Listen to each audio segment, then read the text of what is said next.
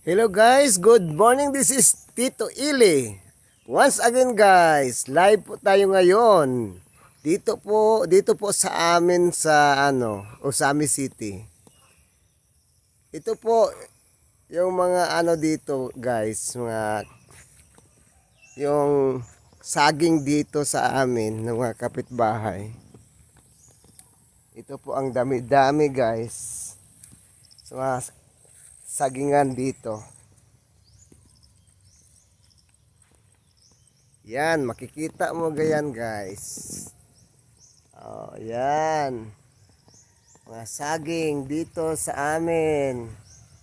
Ang daming saging.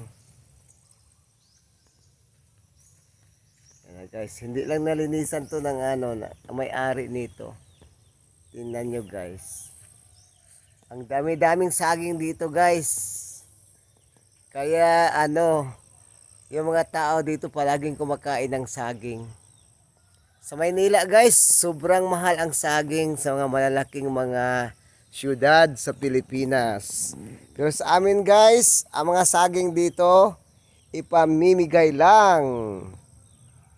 Dahil sa daming saging. Yan, ang mga saging dito guys. Tingnan nyo guys, ang mga puno ng saging. Sa ilalim ng kanyugan. May mga niyog din, saging, lahat na. Yan na. Yan na guys. Itor ko kayo guys dito. Oo. Yan na. Oh, look at that. Daghang saging. Maraming saging dito sa amin. Sa Osami City, Mindanao guys, dito sa probinsya ng Misamis Occidental. Ang dami-daming saging namin dito.